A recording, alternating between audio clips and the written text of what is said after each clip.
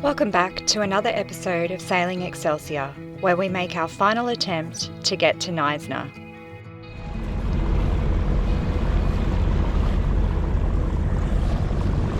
So we're leaving Port Elizabeth.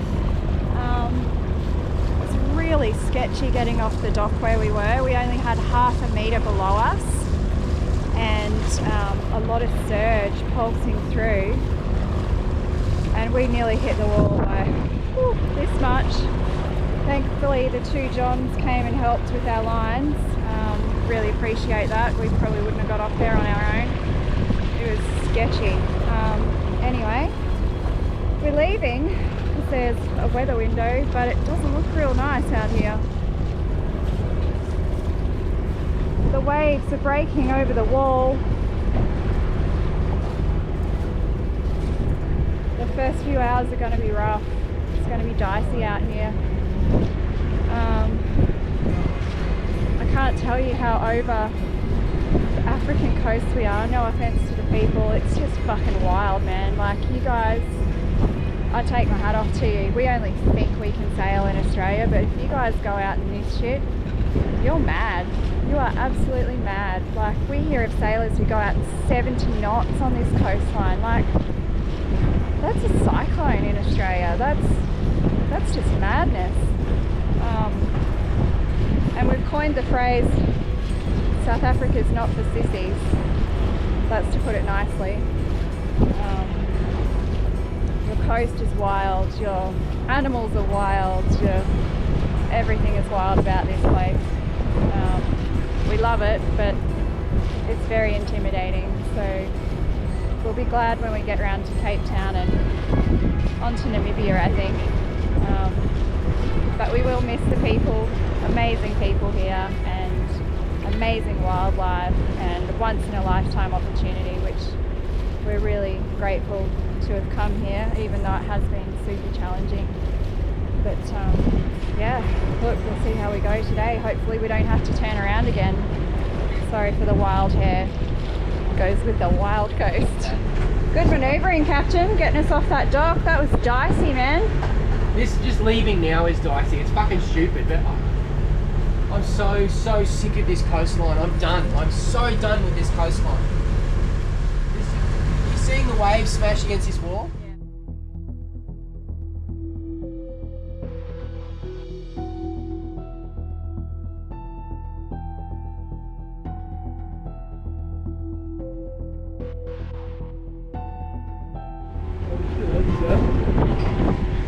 Looks surfable, you reckon? What? You can go out. They wrap around the point.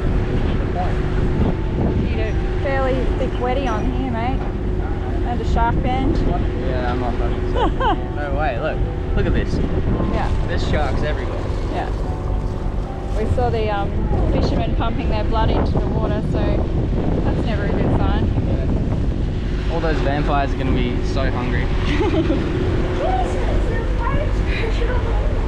I know, right? Look at the morning hair on ya. How Brendo steers the boat so he can watch what's going on.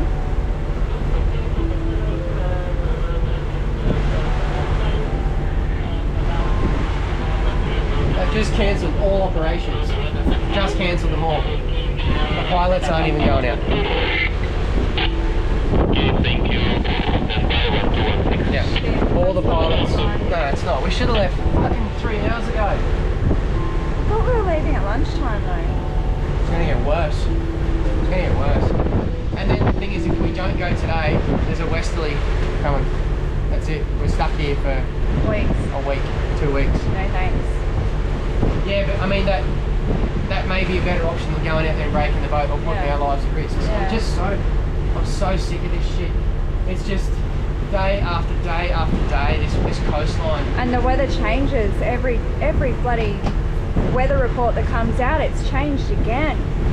I don't think we're gonna make it. I think we're gonna get out. It's gonna be terrible when it's around.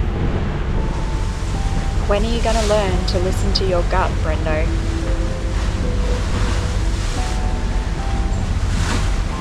Just gonna test it. This is the heading we got to use to get out. We'll see how it goes.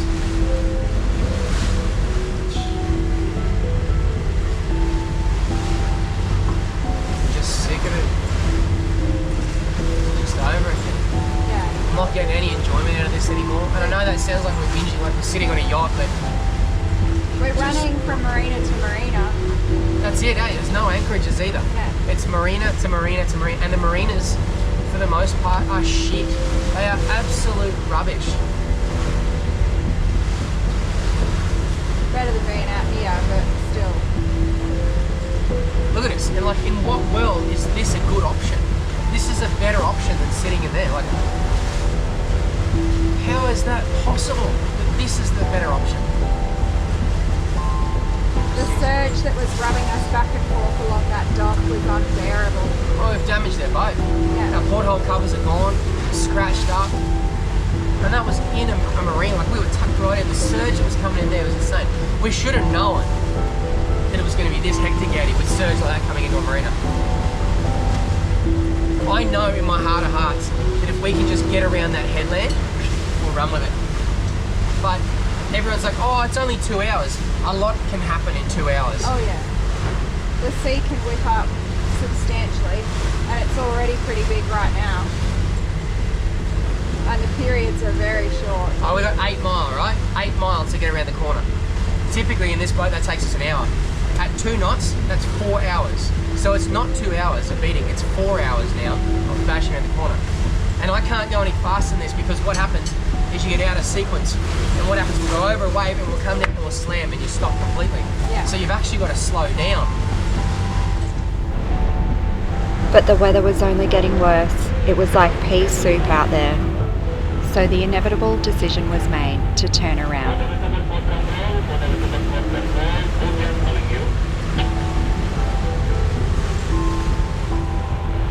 Waves are breaking across the entrance now. We have to try and surf us in. As always, the camera never does it justice. But let me tell you, it was pretty gnarly out there. Much more hectic than our experience on the wild coast.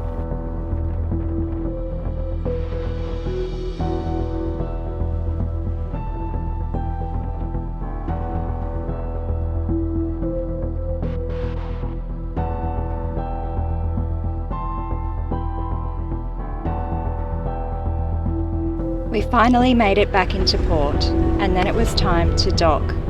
Brendan refused to go back on the ship wall, so he had to shoehorn Excelsior into the biggest pen they had. For those that don't know, Excelsior has a beam of almost 8.2 metres, which makes her pretty tricky to berth, especially in these conditions.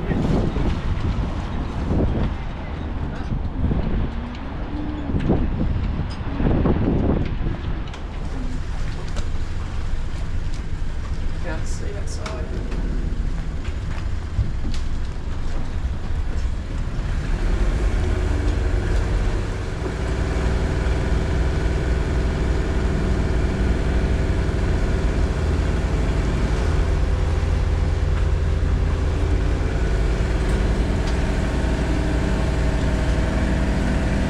Got a rope out, Dad? It took a few attempts, but eventually we made it in. We were very grateful for all the crew on the dock who helped us out. Give me a belt. Thank you. Belt.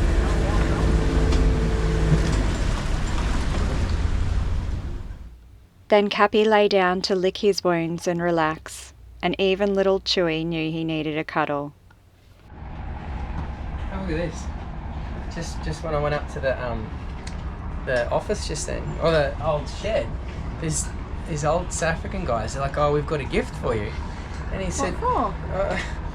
they're like the class from like the America's Cup racing team from years and years and years ago, or something like that's what he said. What? He gave me 2. I was like, what's this for? And he goes, oh, you Aussies are fucking crazy for going out there yesterday. I'm like, oh, I was like, well, why didn't you say something yesterday? And he goes, oh, you seem like you wanted to leave. I was like, yeah, we nearly died. He goes, yeah, you're crazy. He goes, here's a gift. Wow. So, yeah, it was really, really, really sweet of him. Well, that validates our experience from yesterday, doesn't it? Yeah, and these dudes If are they're like, sitting there going, they're mad. they're like 100 years in the shade, and they've sailed up and down this coastline their whole lives, and they thought we were crazy. I was like, yeah, thanks for telling me before we left. Yeah, thanks for the heads up, guys. They're like, oh, you seemed like you wanted to leave. I'm like, all right, thanks. But that's really quite cool. That's so generous. Once again, South Africans showing us how generous they are. Randomly generous. Strange, like, yeah. I was like, you know, no, it's like, these are really, really special. He goes, yeah, you're Australian, they probably mean more to you than they do us. I was like, Oh, thanks, man. that's so kind. It's really cool. Thank you. The South African generosity didn't end there.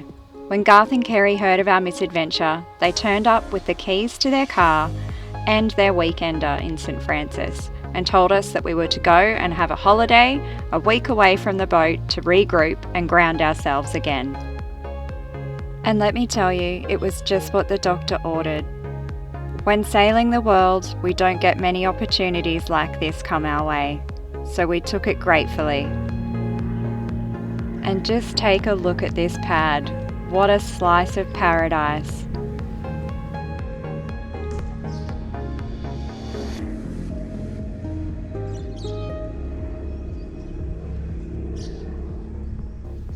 Even Chewy settled into land life.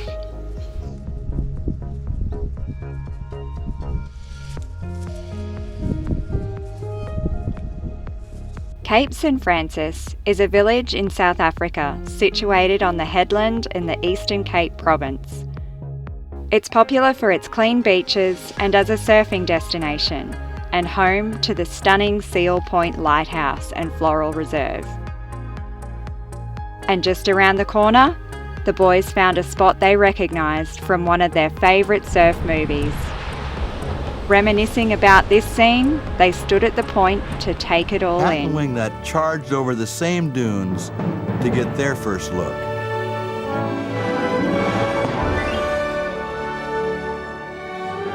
The surf was still there, and they were on it. And these boys couldn't wait to get on it too. We took a short drive to the next town to visit some frothers. Our mates on sailing Nandji were staying close by at another famous surf spot.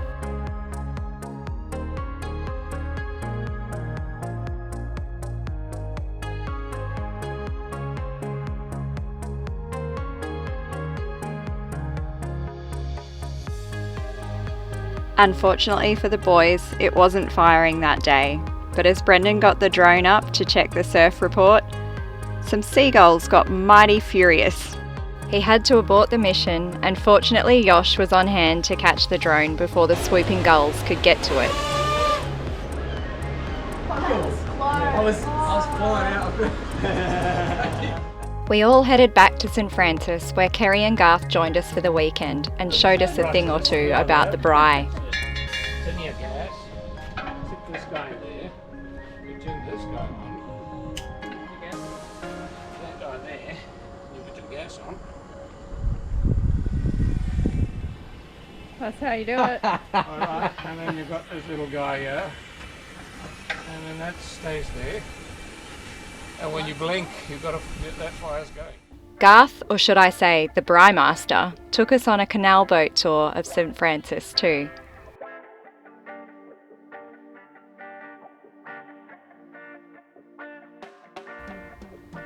We were treated to one of the most amazing lunchtime spreads I think we have ever eaten. Our hosts were so gracious, they even welcomed the Nandji crew to join us. Here's the spread I put on for you. Thanks, Josh. Oh yeah. You've excelled yourself, Chef mate. extraordinaire. Anytime, you know. What do you call that one, love? How's that for lunch? Oh, Molly said you woke up going, who's in the offing? Like, what's interesting here? Brodie and Chewy enjoyed a spot of fishing and supervised the kids, while us big kids took Nandji for a sundowner cruise on the canals. Sarah and Lady come out to play. You! Please. Got the bait? Oh yeah, it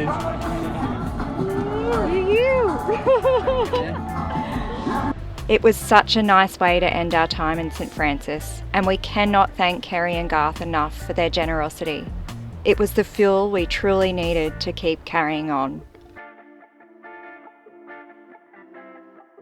Taking a drive down the garden route to check out Knysna and pick up a parcel, we made a slight detour when we saw a sign for the world's highest bungee jump. We were just going for a look, but next minute, Brodie is putting on a harness and he's decided to spend his Christmas money on the experience.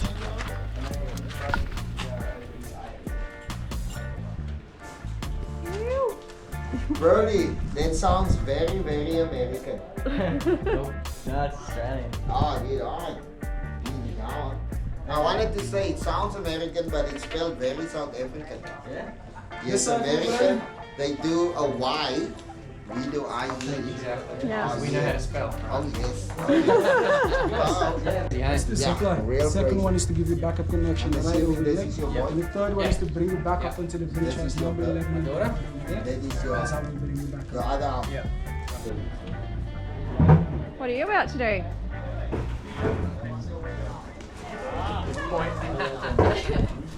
Highest commercial bungee in the world. You! How you feeling, bro? Pretty cool. Feeling good? You might Excited? have to take your specs off. Yeah, maybe. Yeah. And here's how it went down.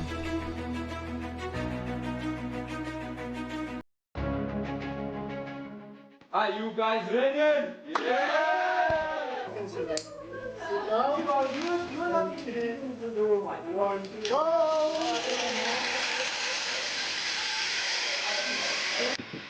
The adventure kickstarts with a 200-metre zip line out to the starting point.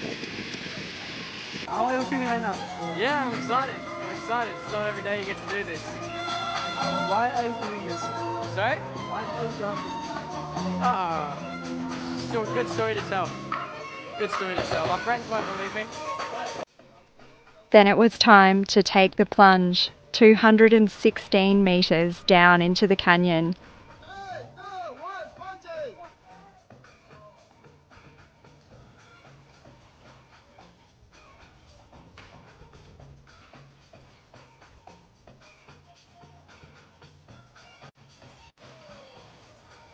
As his mum, it was very difficult to watch.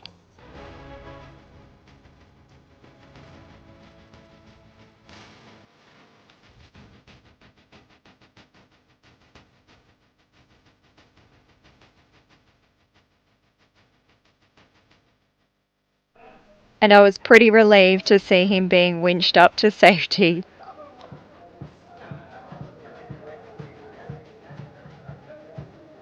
It's almost over. Tell everybody how it was. That was something else. That's gets your heart pumping back. That was just incredible.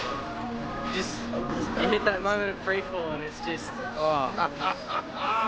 You did well, man. Well.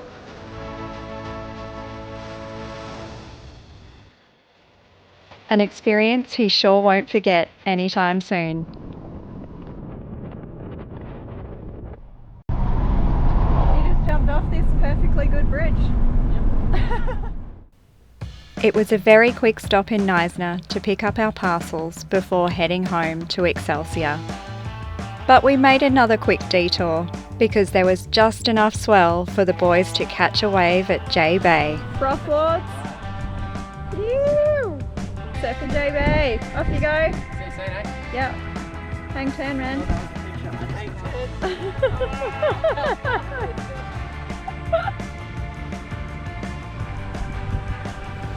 Some of you might recall J Bay as the spot where Aussie legend Mick Fanning fought off a great white.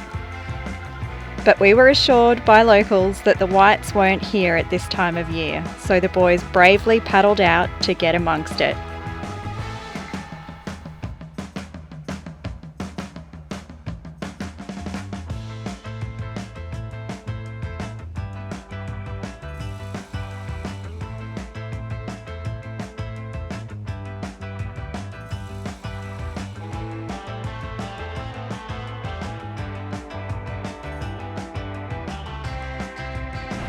How was it?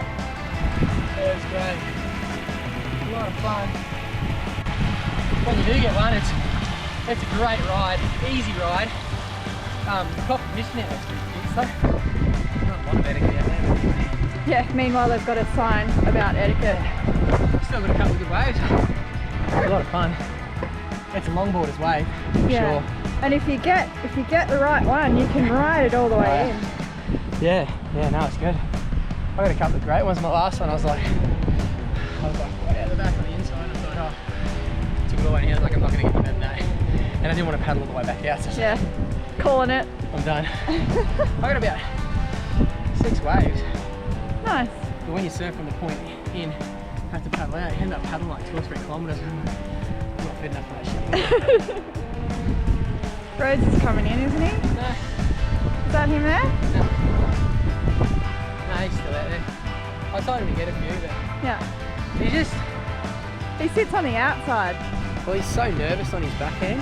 Yeah. He can't quite get the speed to pump all the waves, so he's really hesitant, and he I should saw be. him pumping a lot. Yeah, but he's fast. He's faster than he gives himself credit for, but he just, I don't know, he just doesn't quite back himself.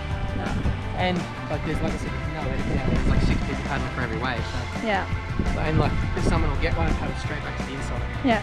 Like, it's pretty poor form. But that being said, this isn't Chopu. Most of these guys are also, Locals. just locals having the fun. So it doesn't really matter. You just sort of have to learn how to slot in with all that shit. So. Yeah. Join us next time for another unexpected stop along the South African coastline. Thanks everyone for watching, and don't forget to like and subscribe.